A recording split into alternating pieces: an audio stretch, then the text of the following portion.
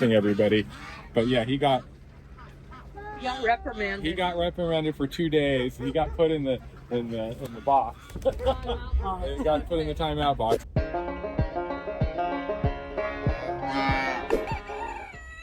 I am. I'm with Howie here at the Duck Sanctuary in Winchester, California. And tell us a little bit about what this is and what you do. Hi, I'm Howie, and I'm the owner and founder of the Duck Sanctuary. What we do is we take in injured animals from all over Southern California, and we also take in owner surrendered. So it's about 75% of the ones that have been dumped at parks and lakes, and then the rest of 25% of them are from owner surrender. And people buy these ducks. They don't realize that the cities don't allow them because they're farm animals, and so they'll get a code enforcement infringement, or the neighbors will complain, and then they have to abandon them. So that's where they come from. And you have people come here, or people are allowed to come here and volunteer and kind of help you out? Yes, absolutely. We rely strictly on volunteers. We are a complete nonprofit, so we love volunteers to come in and help, especially in the evening times, to feed, water, and help us put everybody away, because everyone does go into a pen at night, so we don't have any predator problems. Okay. So then I am here to volunteer, so let's get to work. What are we going to do today? Okay, so what we're going to do is every day we clean all the bowls and give them fresh water and fresh food. So we'll start with the babies. In fact, this pen over here these are teenagers. These all came in as babies. Okay. And one of the things that I'm noticing that you also mentioned before is that this takes a lot of water. Yeah. So, but you need to be giving these animals clean water all of the time. Not only does it need to be cleaned, but another thing that people don't know about ducks is that ducks don't have any type of saliva. So they have to eat in water. So as soon as you're done with the water, then I'll put the food in the water, and then they'll eat it as soon as I put it in there.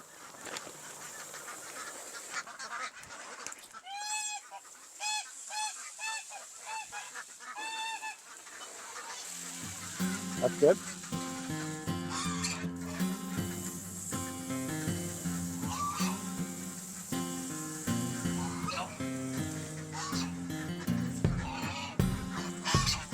Oh no, you two out. Come on.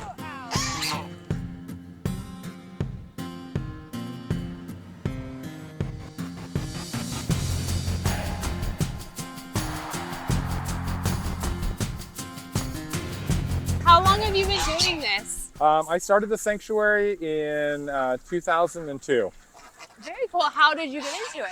I always rescued animals, and then one day a lady who used to supply me with abandoned chickens called me up and told me about 5 ducks that had been abandoned at her place, and so I took them, and it started with 5 ducks 10 years ago.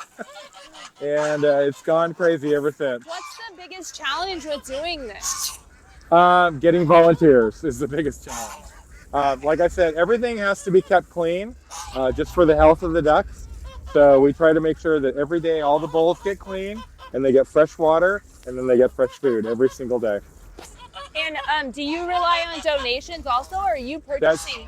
No, for the first 5 years, I did this on my own, and then 3 years ago, I became a registered charity. The thing you need to know about geese is they're always very curious about what you're doing and why you're doing it.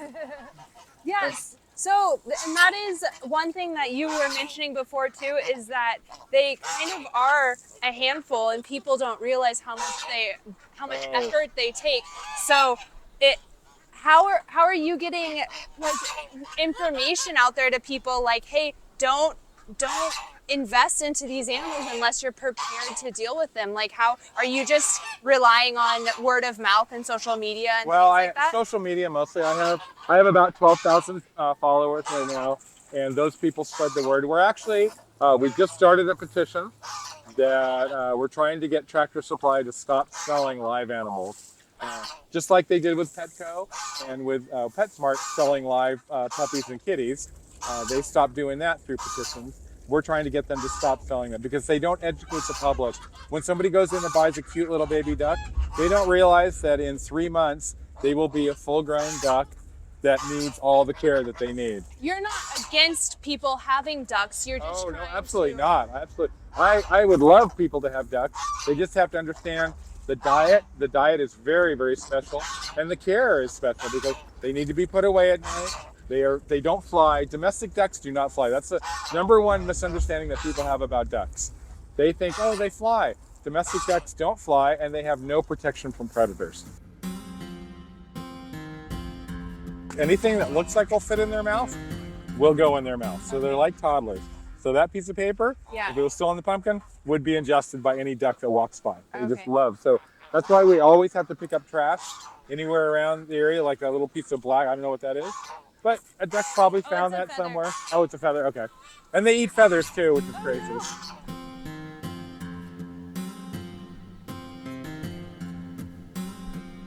If someone is interested in getting ducks, though, what do you recommend? Like, what resources do you recommend they look into, or where do you recommend they go to get ducks if they want to do this and Well, take it seriously? I mean, we always say it's better to adopt than it is to buy. Okay.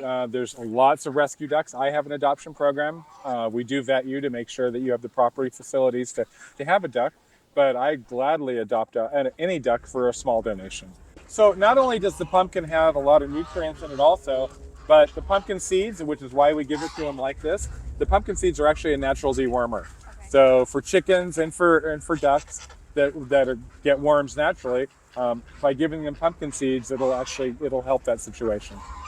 So we cleaned the water. We gave them a snack, the pumpkin snack. Now you wanted to talk about ducks as pets? So ducks as pets, they're totally fine. Okay. They can be indoors, no problem, as long as you're willing to clean them up. They cannot control their bowel movements whatsoever. Okay. Ducks, the number one thing you have to understand about ducks is they're a pack animal. So they need to have other ducks with them. Otherwise, what happens? They will bond to you. And unless you're willing to give them the time, they're like a parrot. They need a lot of attention. They're like a children. Mm-hmm. So this duck was bonded to humans, and then she was dumped. So when I went to go rescue her at a lake, the gentleman called me, and he said, hey, we just had a duck dropped off here at a hotel. Can you come get her? So I actually called someone to go with me because usually ducks, as you see, they're not super human friendly. When I went to go get her, she ran to me. She literally ran over to me and jumped in my arms.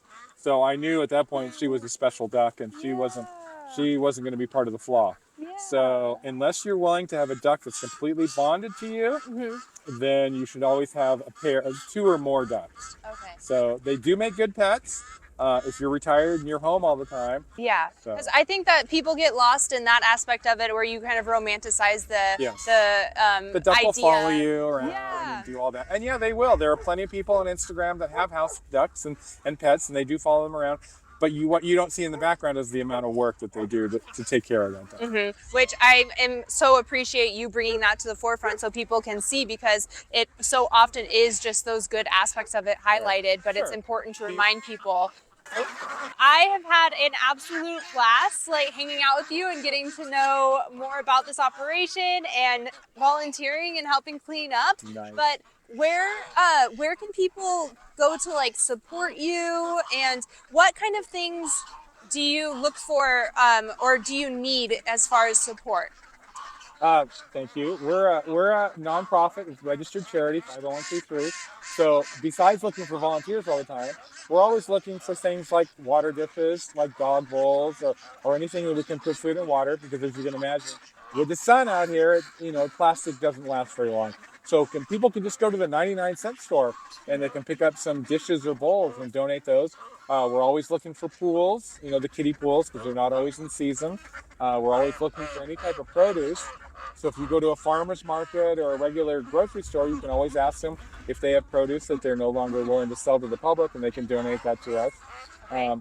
And pretty much any type of vegetable is fine to be donated. We also accept canned goods like canned green beans or canned peas or canned corn, because we give that to them as a treat. So basically any type of food product. People can also donate any type of pellets.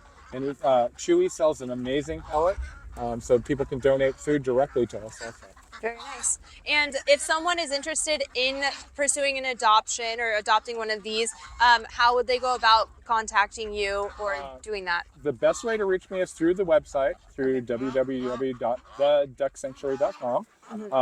You can send me an email. What we'll do is we request that you send us photos of the area that you're going to put the ducks in, and then we'll probably send a volunteer over just to make sure that everything. The most thing is it's protected from predators, and that's the most important thing. Okay. So. Perfect. Well, thank you again so much. It was very nice meeting really you. Nice to meet I you. love this so much. Thank you. I'll definitely am going to come back and help out again. Awesome. Thank you so much. Yeah.